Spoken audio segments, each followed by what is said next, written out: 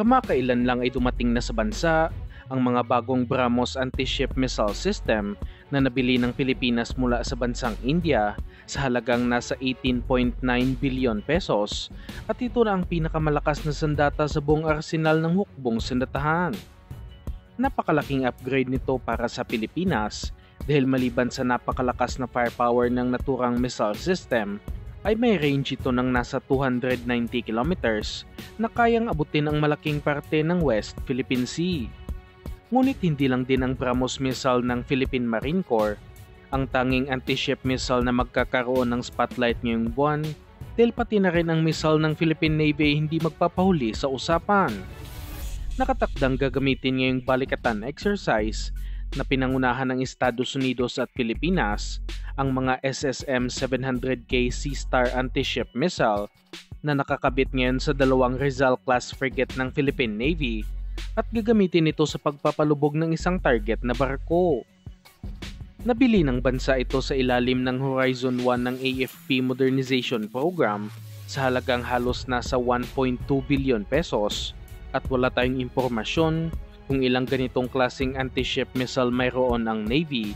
ngunit inaasahang hindi karamihan ng ganitong missile sa kanilang arsenal dahil bawat isa nito ay nagkakahalaga ng nasa 100 million pesos.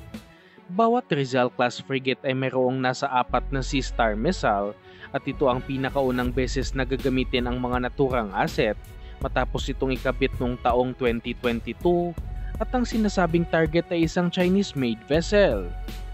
Napakalakas din ng missile na ito dahil may kakayahan din itong magpalubog ng warship at may range ito na aabot sa 150 kilometers na ikalawa sa may pinakamahabang range na missile ng Pilipinas. Ang medyo hindi lang maganda sa missile na ito ay may bilis lamang ito na nasa halos Mach 1 o nasa 1,200 km per hour at kung ikukumpara ito sa mga bagong anti-ship missile sa ngayon ay medyo mabagal na ang mga Sea Star missile.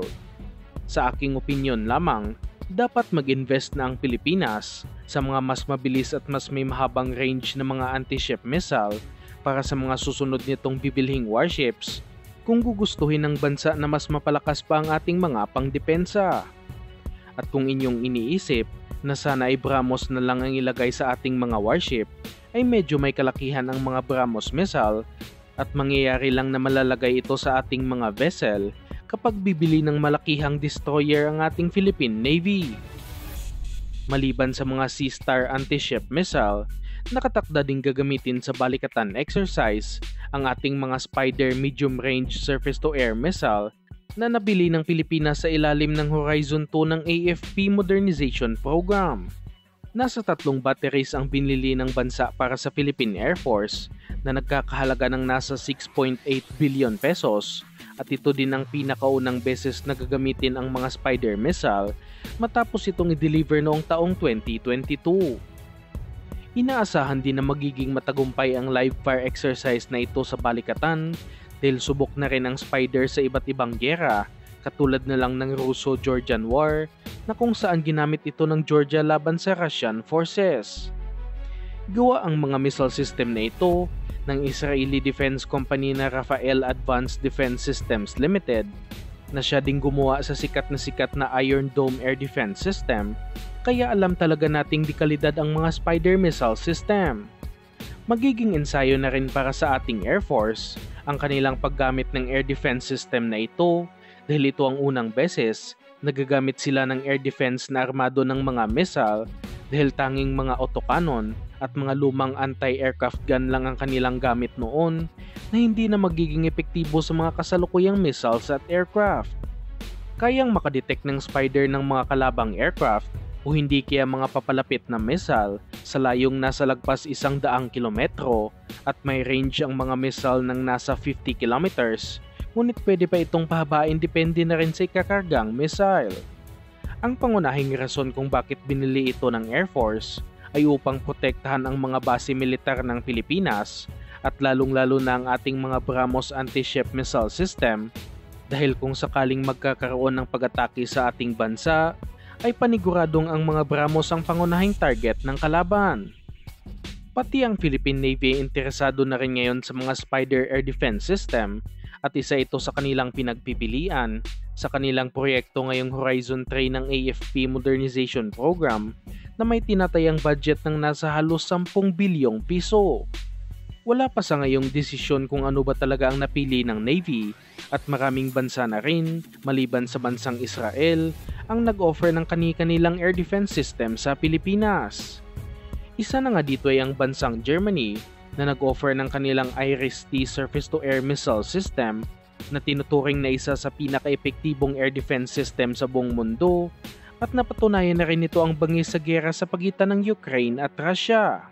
Nakapagtala ang IRIS-T ng nasa 100% success rate laban sa Russian missiles, pati na rin sa mga Shahid drones na nanggaling sa bansang Iran, at masasabi nating di kalidad talaga ang mga armas na gawang Germany.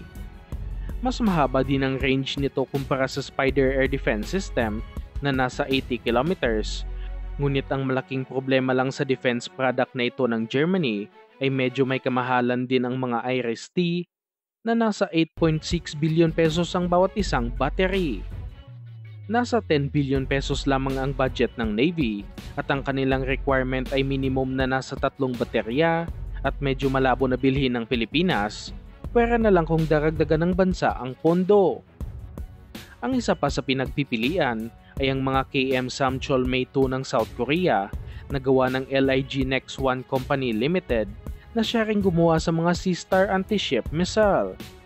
Kayang-kaya bilhin ng Pilipinas ang mga ito at halos magkasing layo lang din ang kanilang range kumpara sa Spider na nasa 50 kilometers. Ngunit ang mga ito hindi pa subok sa totoong giyera at nasa 2 bansa pa lang ang gumagamit nito. Sinasabing may kaparehong teknolohiya ang KM Samcholme sa mga S-400 missile system ng bansang Russia, kaya hindi rin natin pwede ismulin ang defense equipment na ito. Sa ngayon, kahit saan dyan ay malaking dagdag pwersa na rin sa Pilipinas at sana'y matuloy na ito sa lalong madaling panahon.